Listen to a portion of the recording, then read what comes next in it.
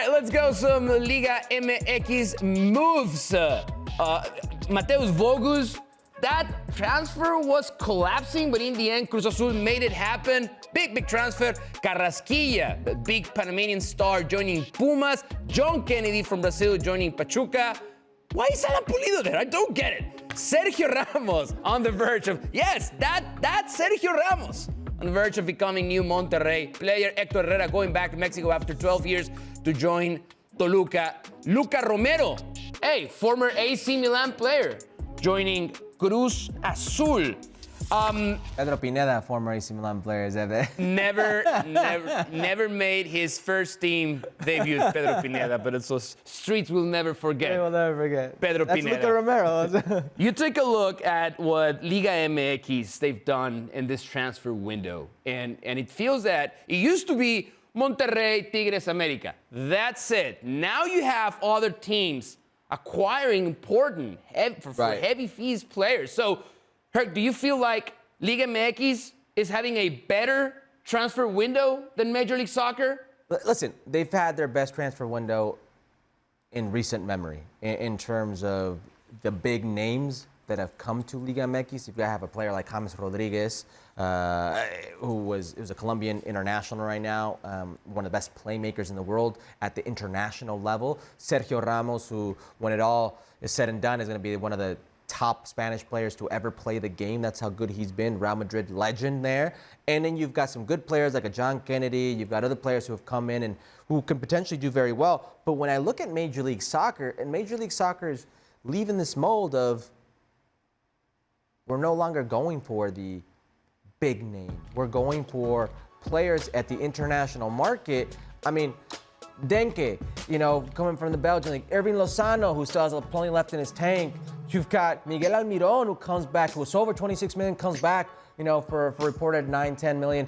Eric Choupo-Moting, Wilfred Zaha. You've got some massive players. Emmanuel Lat, who just went to Atlanta United, who's like $22 million from Middlesbrough. You're spending quality money on maybe some names that aren't known, but that in the world's market are prime players, and now they're participating in said world market. These are the type of moves that I think makes a league stronger.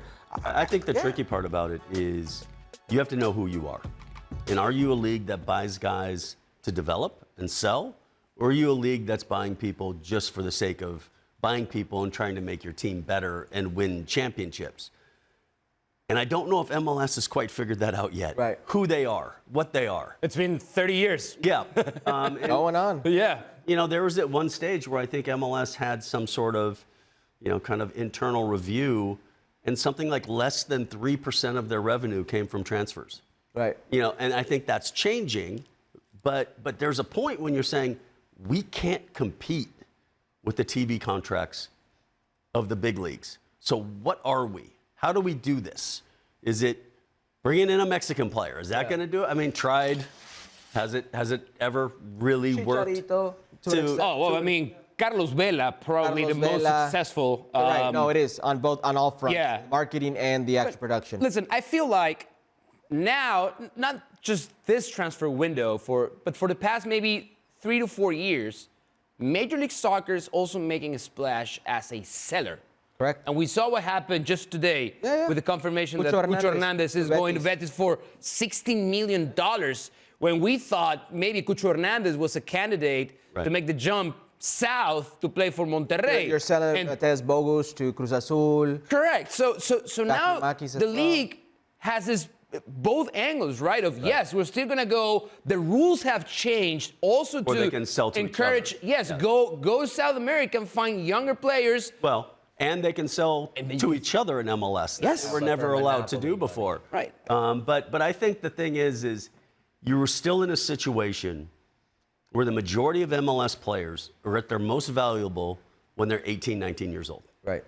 You got to get to the point where they're the most valuable because the league has a high enough level where at 24, 25, you're selling them to the top 4 leagues, and they feel they can transition straight into those leagues.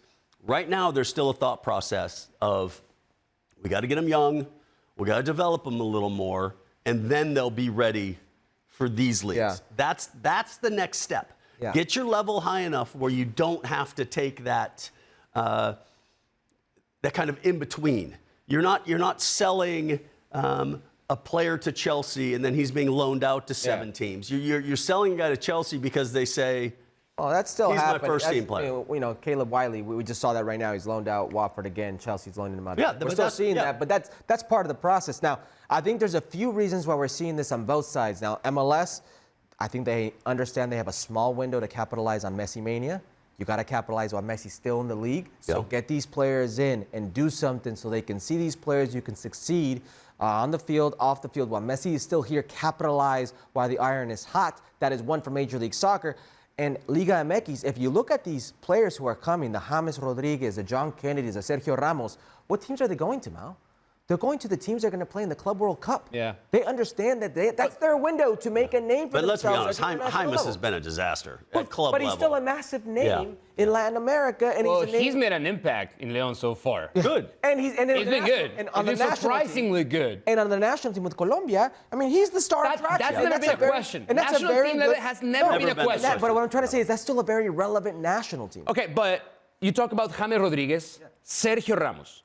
Those used to be, and don't get me wrong, but that was the reputation of Major League Soccer. A player like James Rodriguez no longer fits at the European level. Major League Soccer is going to call. Sergio Ramos no longer finds a place at that top level, finds a house in Major League Soccer. But now, Liga MX is also becoming a destination for those star players. Now, the question is it because of the money is not comparable? There's still way more money in Major League Soccer than Liga MX, but only for a handful. Yeah, because think about this. Not across the board. not all 30 teams, right? Sergio Ramos is going to make $4 million, right, a year.